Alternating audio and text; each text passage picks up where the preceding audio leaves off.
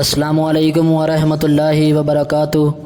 ناظرین، آپ دیکھ رہے ہیں زین مدنی اسلامک چینل اور میں ہوں آپ کا میزبان محمد زین مدنی۔ ناظرین، جیسا کہ آپ کو معلوم ہے کہ ہم ریاض الصالحین ریکارڈ کر رہے ہیں۔ آج ہم ریاض الصالحین کی حدیث نمبر 54 ریکارڈ کریں گے۔ آپ سے التماس ہے کہ ہمارے چینل کو سبسکرائب کریں، لائک کریں، شیئر کریں اور بیل آئیکن پہ کلک کریں تاکہ ہر آنے والی نئی ویڈیو آپ تک پہنچ سکے۔ نحمدہ ونصلی علی رسولہ الکریم، اما بعد فاعوذ باللہ من الشیطان الرجیم، بسم اللہ الرحمن الرحیم۔ ریاض الصالحین جلد اول اور باب نمبر 4، باب الصدق، سچائی کا بیان، اور حدیث نمبر 54۔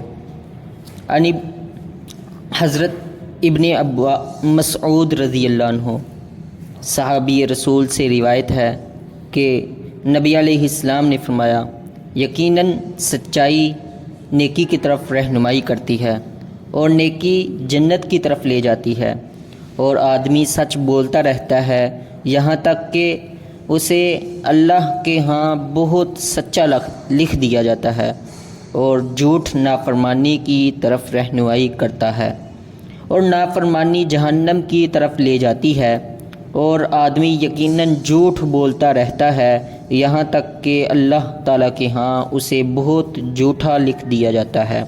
اسے بخاری و مسلم نے روایت کیا ہے۔ حافظ صلاح الدین یوسف صاحب نے اس حدیث کے فوائد و مسائل اخذ کرتے ہوئے پہلا مسئلہ یہ تحریر کیا ہے کہ صدیق اور کذاب دونوں مبالغے کے صیغے ہیں۔ مطلب ہے کہ سچائی جس کی طبیعت ثانیہ بن جائے اور جھوٹ جس کی پختہ عادت بن جائے۔ جس طرح انسان دنیا میں اپنے اچھے یا برے اعمال کے ساتھ مشہور ہوتا ہے، اسی طرح اللہ تعالیٰ کے ہاں بھی ہے۔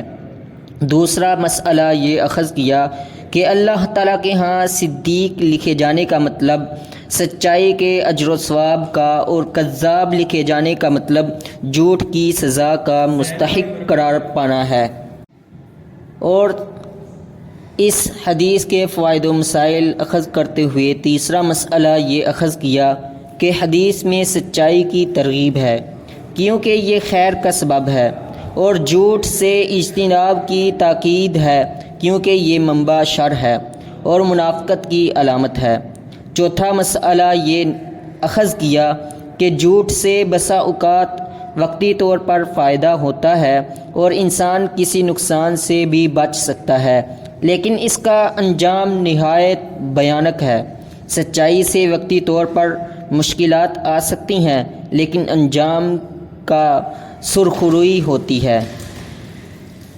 اور پانچواں مسئلہ یہ تحریر کیا کہ سچائی کی برکت سے انسان کسی ناگہانی مصیبت سے بھی محفوظ رہ سکتا ہے، جیسا کہ سیدہ خدیجہ رضی اللہ عنہا نے رسول اللہ صلی اللہ علیہ وسلم کو پہلی وحی کے موقع پر تسلی دیتے ہوئے فرمایا، اللہ آپ کو کبھی ضائع نہیں کرے گا کیونکہ آپ سچ بولتے ہیں۔